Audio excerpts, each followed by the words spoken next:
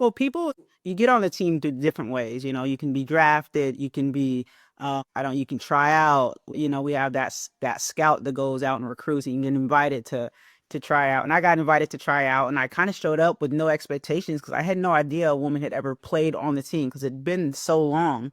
So I just kind of showed up with my Temple T-shirt on, and once I got there, it's funny because I just didn't know about the Globetrotters. I was ignorant to like what the Globetrotters were up to now. So I show up and I have a T-shirt on, and there's people, all kinds of guys in there. They got jerseys from the Globetrotters with these numbers on the back, and I start to kind of talk to people, and they're like, "Oh yeah, I flew here from Ohio. Oh yeah, I flew here from Detroit."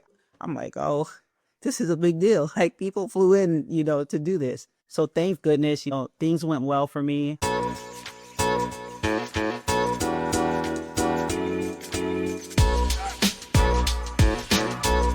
She is a member of the famous Harlem Globetrotters. We have the pleasure in welcoming TNT Lister onto Hoopsology. Welcome to the show. Hello, hello, hello. Appreciate you spending some time. Before we delve into the Globetrotters, we have a bit of tradition on our show. We're a basketball culture show, so we delve into like the hottest topics, but we also delve into what makes the game of basketball so great. So take this question any way you want it. What is your first or favorite basketball memory? Ooh. At this point, I feel like I've been playing so long, it's like a long list, right? Um, I see my favorite basketball moment. Probably my first game with the Harlem Globetrotters. It was just really surreal, to be just in that environment and just to be a part of the team. And then, there's been some high school games that I'm really that are really fun to me. We were in the conference championship, so that was cool. Those are probably some of my top moments, I'd say. So I understand your hometown is Colorado Springs. Is that correct? Yes. I've lived in Denver for about 5 years, so I'm curious just about the basketball scene here. I'm always interested. I'm originally from Albuquerque, New Mexico, but I'm interested in just here in Colorado. What was like the scene like in terms of basketball? Is it kind of different compared to other states? Like, what was your experience like? In Colorado, let's see. I feel like, especially Colorado Springs, as opposed to Denver, we didn't get as much exposure in terms of basketball. I mean, if you were in some of the higher, class schools, 5A, 4A, and I was right there at 4A. So, I felt like I just had to work a lot harder to get the exposure, compared to like some of the bigger schools. But in terms of just my experience, I have so many supportive people in Colorado Springs. I'm really grateful that I played there, and to this day, they are diehard. Represent for me and cheer me on, and my immediate family still lives there. Um, and I don't know. I think I enjoyed it. I enjoyed it for the most part. I have some wonderful friends there and wonderful supporters there. And I understand you spent some time at the University of New Mexico as well. Can you talk about that? I'm an alumni there, as well as my co-host. So, can you kind of discuss your time at UNM? Very nice. Yeah, I was gonna bring that up when I heard you say Albuquerque. And honestly, on a social level, I had a wonderful time at Albuquerque. Still have friends that I talk to this day. I think it's a very unique place. As far as the Lobos go, they have some of the most die-hard fans that you will ever meet. You go down in that pit and you can feel that it's just a different environment. I'm really thankful that I had a chance to experience that because to this day I haven't experienced anything like the pit. So I think it's just unique in that way. Yeah, no doubt. I don't think it gets his due, but it's just an incredible arena. And you also were able to be coached under Don Staley, now basically a legend in all of basketball. What was that experience like, just getting mentored by her and just experiencing what her value in terms of not really her coaching, but her playing experience as well? Yeah. Yeah. I always love when people ask me this question because I'm really a Dawn stan, and I feel like sometimes some people are really hyped up, but she is really, she deserves every last flower that she gets. She's a wonderful this person. And that's why I decided to go to Temple, because I could feel the family environment as soon as I came there. And that's something that I wanted to experience in terms of my college career. So when I went there, she was actually playing in the WNBA and teaching us. And I'm like, you have somebody here who's the same position. She's a point guard. She's done everything that you want to do. as a player, as a coach. And I loved, just sitting back and watching her. And I think what I learned outside of basketball was how much she does in the community and how much she does for her family. And, she just does those things seamlessly. And it kind of inspired me, you know, to try and do that once I got out of college. It's something that's been like philanthropy's been something, near and dear to my heart before the Globetrotters, going way back to when I was a kid. So, um, it came around full circle really with the Globetrotters because we do a lot of that stuff. We do great stuff on the court, but we go to community centers, hospitals, um, and I think it just came full circle, and now I'm able to, do my own version of what Don does. So. So let's talk about the origin story of how you ended up with the Globetrotters. I talked to Hammer Harrison, I believe, last year. He had a very unique story as well. So just curious, like, what was the origin story? How did it come about to be a member of this legendary team?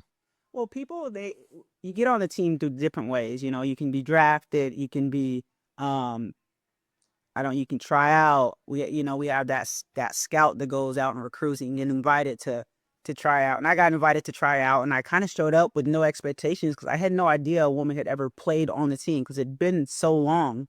So I just kind of showed up with my Temple T-shirt on, and um, once I got there, it's funny because I just didn't know about the Globetrotters. I was ignorant to like what the Globetrotters were up to now.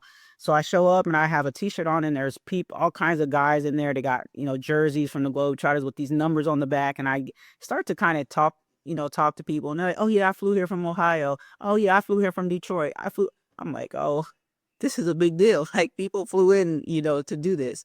Um, so thank goodness, things went well for me. I was just coming back from overseas, so I was in tip top shape, and the work tryout work it worked out well. I did really well.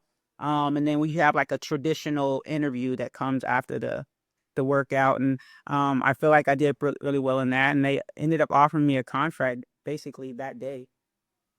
No, that's awesome. So, what is the dynamic like? I mean, it's one of the most unique forms of hoops out there compared to anything else. So, what was like your first practice like? What was your first game like? How was that compared to your other basketball experiences?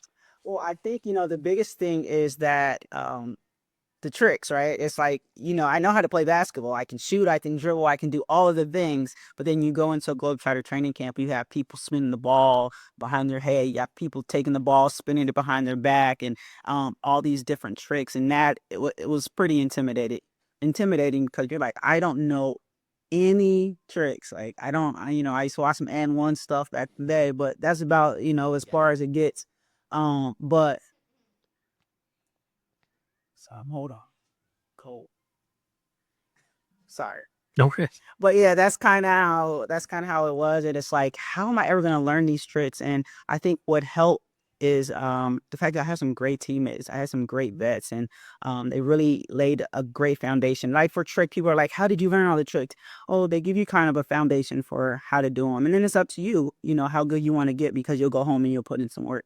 So I always tell people I feel so lucky. I had, people like Handles, Franklin, who's now a coach, and you have the Big Easies and the Scooters, and all of those people who just kind of helped and took me under the wing and showed me what it was to get Coach Charter. So, what is the dynamic like in playing in these games, providing more of an entertainment value?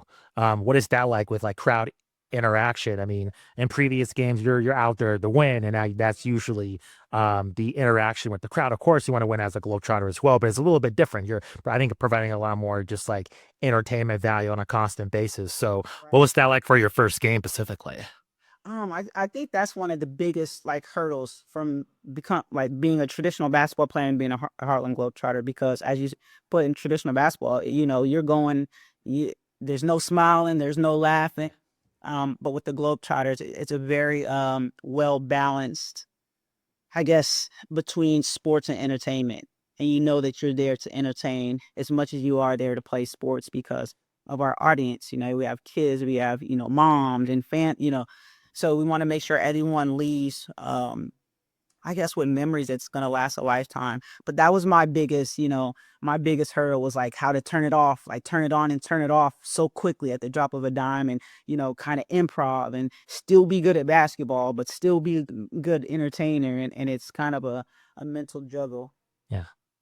Do you have any memorable moments, just in terms of your career so far as a Globetrotter? Any games that stand out or interactions with fans? Yeah, I actually got a chance to shoot baskets with Barack Obama at the White House. And a little girl from Colorado Springs, I never imagined, having that experience and getting to spend the day there. And I think we read stories to the kids on the White House lawn. And um, just think I've been to over 70 countries, with the Globetrotters. So, there's so many moments.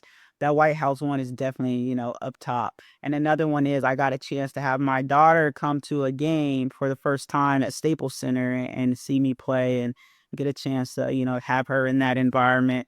So that was a pretty special day as well. So, what was like interacting with Barack? I heard he's pretty cutthroat on the court. So, how did that go? You know what? He was really cool. He was really cool, and I was very I don't know. I admired the way that he can make everyone feel comfortable, even though you're in a very serious situation, right? You're in this scenario where Secret Service comes, 30 minutes before and kind of scopes everything out, and then he just comes walking in, just cool as a cucumber, shaking hands, and it's like, what are you guys doing? I want to, we were playing a game with the kids. He hops in, he's like, I want to play, and ended up having to do push-ups, and because he missed a shot, and it was really cool, just to see how I don't know, I don't want to say warm, but like he made everyone feel very comfortable in that space. So it was really cool.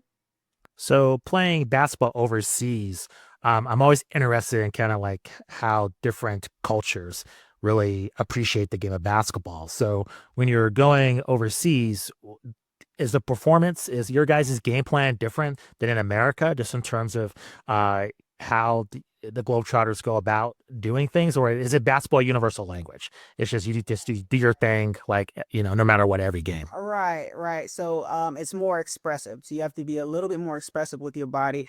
We have some really great showmen, who are the guys with the hammer, and those guys.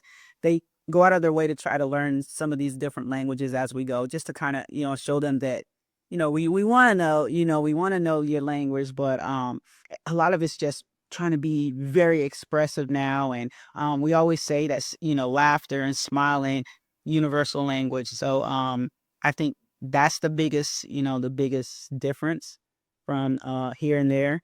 But it seems like they're having just as much fun as as if they knew everything that was going on. Sometimes we have a translator as well, so that helps. So, are there anything that you would like to see in terms of the future of the Globetrotters, in terms of kind of the evolution of what you're currently doing? Do you have any ideas or anything that you want to incorporate that might, take what you guys are doing kind of to the next level by any chance? Has there been any kind of talk in terms of, different things that have never been done before and kind of, kind of rocking the boat a little bit and changing the formula of how traditional Globetrotters really is? Or you just want to keep it kind of how it is currently? Oh, I think everything should evolve, right? Everything should grow. And I think we're heading in the right direction. We have a wonderful show that comes on every Saturday, and I think us being, on people's televisions a little bit more and inside of people's homes, is really big for us because we come around once a year for people, and and they come out and see us. But if they have access to us to see us on television, I think that's a great step in the right direction. I definitely want to get another cartoon. We had some great cartoons from back in the day. But as far as the future, I think it would be really cool for us to have like a residency and like you go ahead.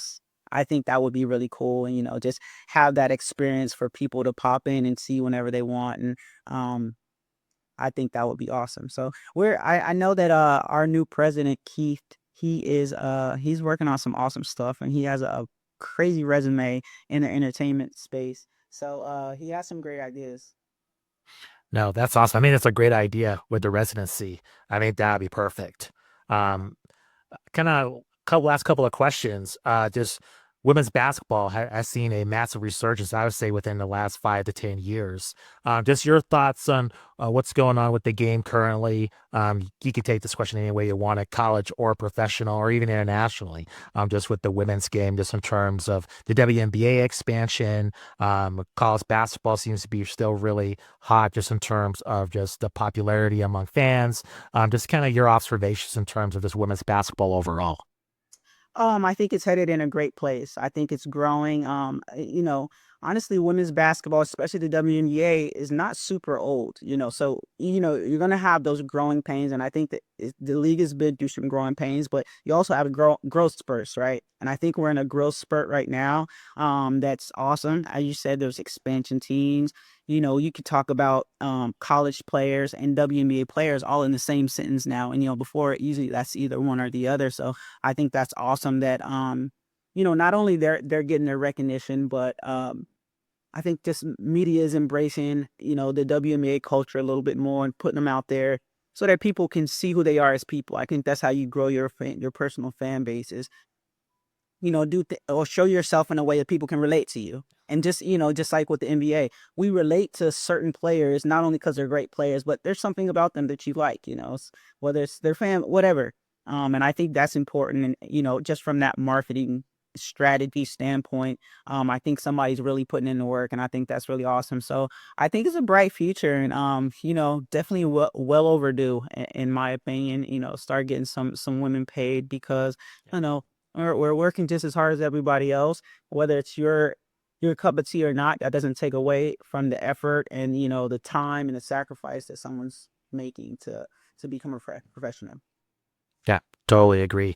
Thank you very much for spending some time with us. Really appreciate it. Can our audience know where they can find you on social media? Do you have any other projects you want our audience to be aware of?